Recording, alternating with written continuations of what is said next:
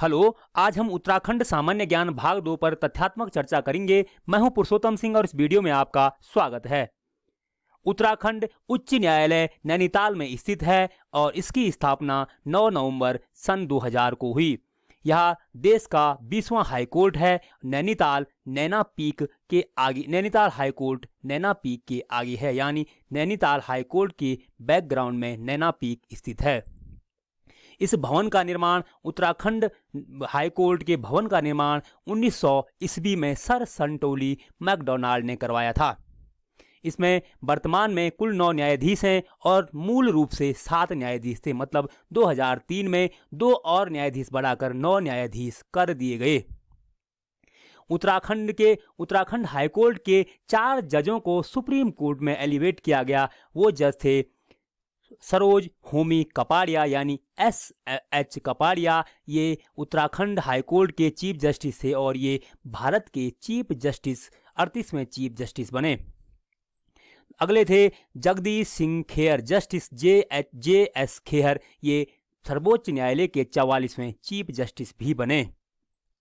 अगले थे विकास श्रीधर श्रीपुरकर, यानी जस्टिस VS श्रीपुरकर। ये भी सुप्रीम कोर्ट के जज बने। अगले थे साइरिक जोसेफ, सर जस्टिस साइरिक जोसेफ। ये भी सुप्रीम कोर्ट के जज बने। मतलब टोटल 4 जजों को, उत्तराखंड हाई कोर्ट के 4 जजों को सुप्रीम कोर्ट में एलिवेट हुए। उनमें से 2 जज, यानी जस्टिस HS कपाड़िया और जस्टिस JH खेहर साहब भारत के सर्वोच्च न्यायालय के मुख्य न्यायाधीश बने। उत्तराखंड हाई कोर्ट के प्रथम न्यायाधीश AA देसाई साहब, यानी अशोक अभयंकर देसाई जी थे। उत्तराखंड का मानचित्र है। उत्तराखंड के मानचित्र में उत्तराखंड के पूर्व में नेपाल, पश्चिम में हिमाचल प्रदेश, उत्तर में चाइना और दक्षिण में उत्तर प्रदेश स्थित है। नेपाल का और चाइना का सर्वाधिक बॉर्डर जो टच करता है वो पिथौरागढ़ जनपद टच करता है।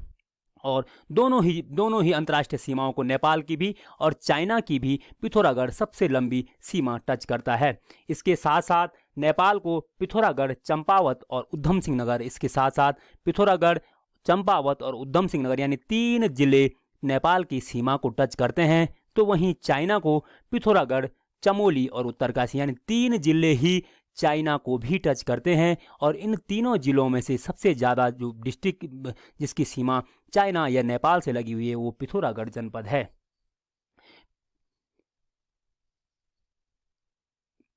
सबसे पूर्वी जो डिस्ट्रिक्ट है वो पिथौरागढ़ है। सबसे पश्चिमी डिस्ट्रिक्ट देहरादून है और सबसे उत्तरी डिस्ट्रिक्ट यानी उत्तरकाशी है और सबसे दक्षिणी डिस्ट्रिक्ट उधम सिंह नगर है।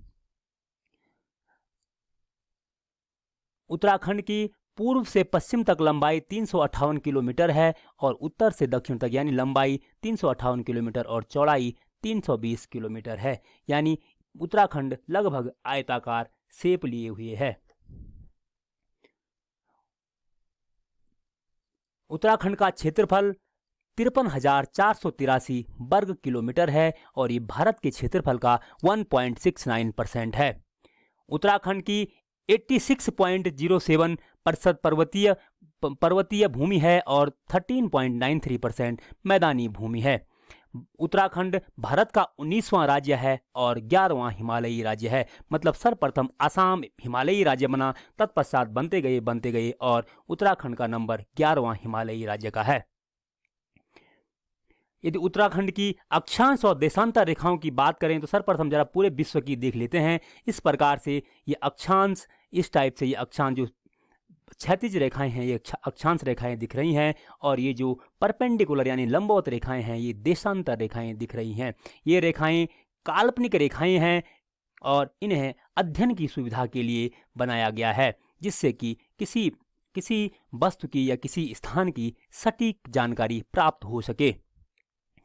इस प्रकार से ग्लोब पर यहाँ पर हमारा भारत देश स्थित है। और यदि अक्षांश और देशांतर की बात करें तो आगे थोड़ा सा एक अगले मैप में हम इसको देखते हैं।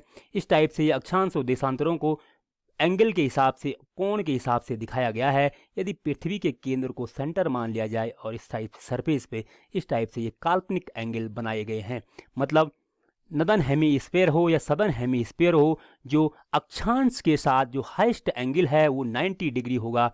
तो वहीं यदि देशांतर के साथ हाईएस्ट एंगल की बात करें, सबसे बड़े कोण की बात करें, तो वो 180 डिग्री पूरब की ओर भी और 180 डिग्री पश्चिम की ओर भी देशांतर क्रमशः बनाते जाते हैं।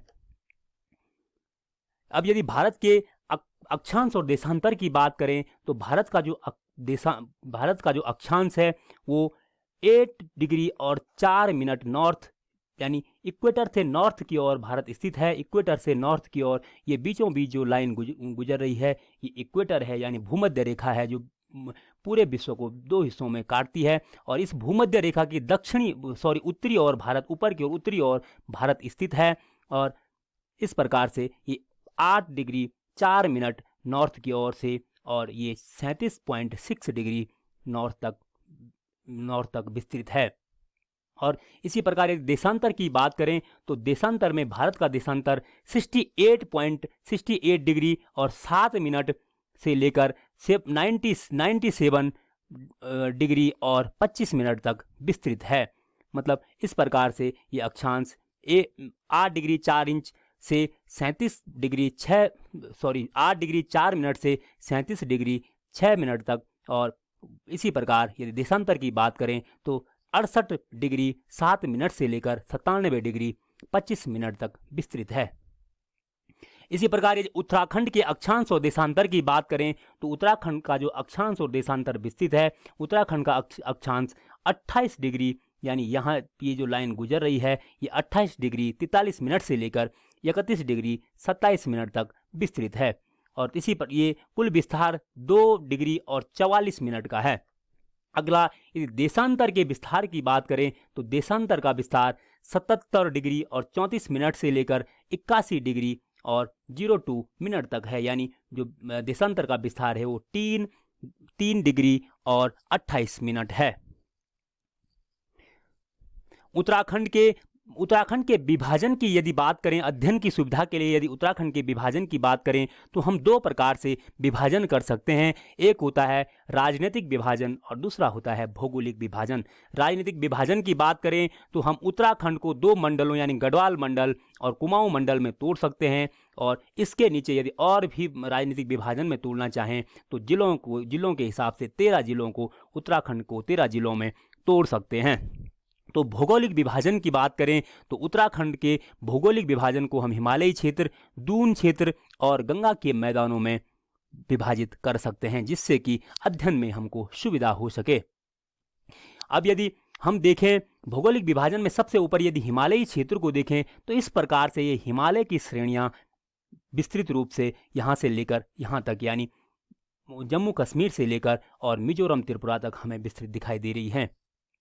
हिमालय के जो ऊपर उत्तर की ओर जो ये श्रेणियां हैं, ये ट्रांस हिमालय हैं। मतलब ये हिमालय में नहीं आते हैं, ये हिमालय से बाहर की श्रेणियां हैं, इनको ट्रांस हिमालयाज कहा जाता है। मतलब ये श्रेणियां हैं काराकोरम श्रेणी, लद्दाख श्रेणी और यह है जास्कर श्रेणी। और इसके बाद ये जो कैलाश श्रेणी, ये सारी की सारी जो श्रेणियां हैं काराकोरम, लद्दाख, जास्कर और कैलाश श्रेणी, ये ट्रांस हिमालयाज, मतलब ये हिमालयाज का भाग नहीं है, इन्हें ट्रांस हिमालयाज कहा जाता है।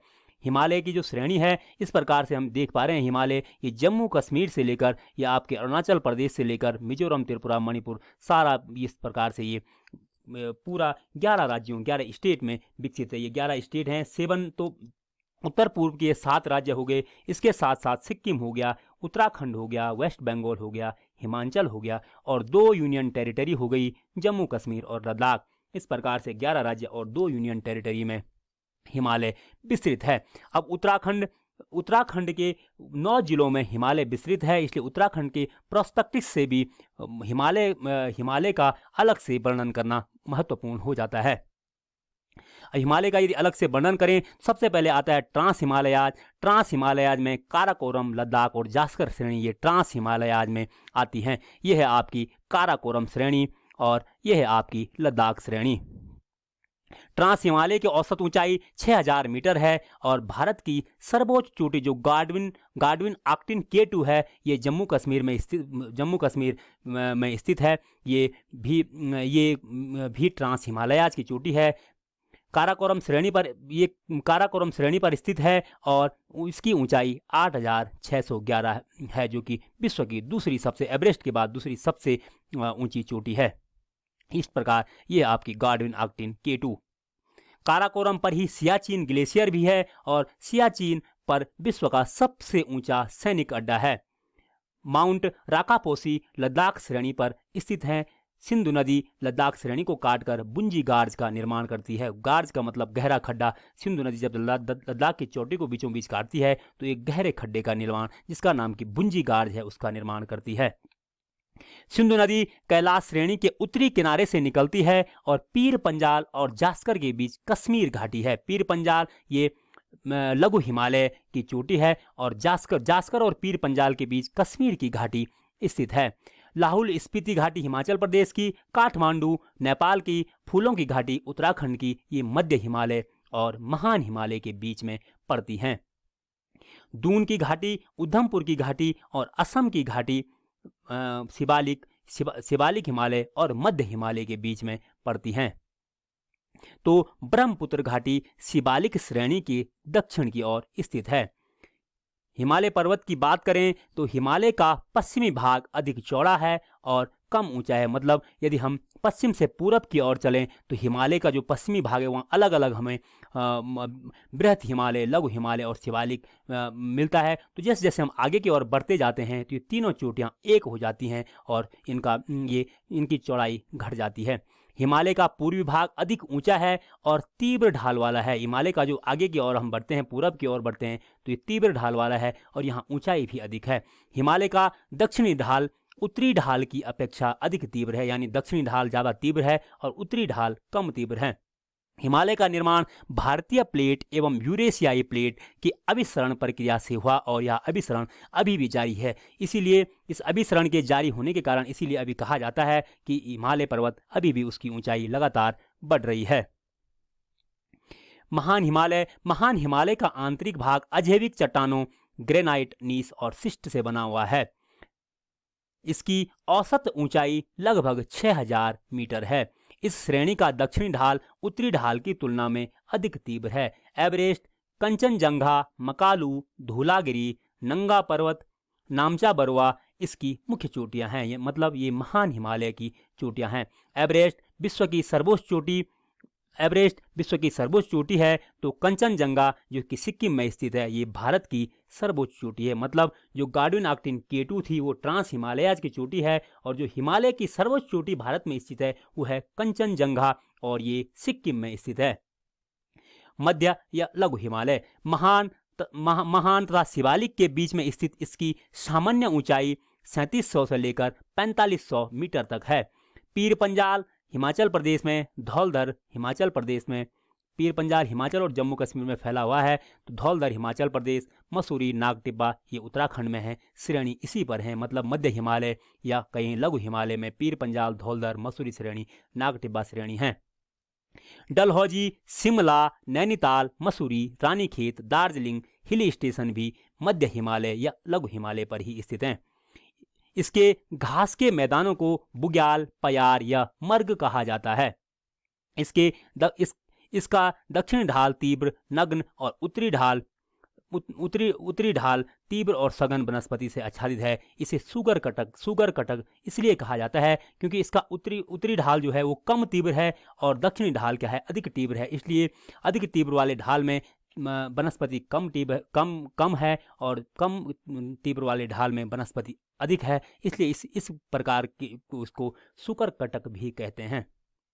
शिवालिक या उप हिमालय की ऊंचाई 600 से लेकर 1500 मीटर के मध्य है। या इंडो बर्मा नदी की घाटी में निक्षेपित अवसादों के बलन से इसकी उत्पत्ति हुई। साथ या ज़्यादा मुलायम भी है। ऐसा कहा जाता है कि पूर्व में कई सौ वर्षों पहले इंडो बर्मा एक नदी थी जो कि आपके जम्मू कश्मीर यानी जो इंडस रिवर से लेकर ब्रह्मपुत्रा रिवर तक चलती थी और बाद में यही नदी कट के इंडस नदी और उसकी ट्रिब्यूटरी, गंगा नदी और उसकी ट्रिब्यूटरी और ब्रह्मपुत्रा नदी और उसकी ट्रिब्यूटरी में बंट गई।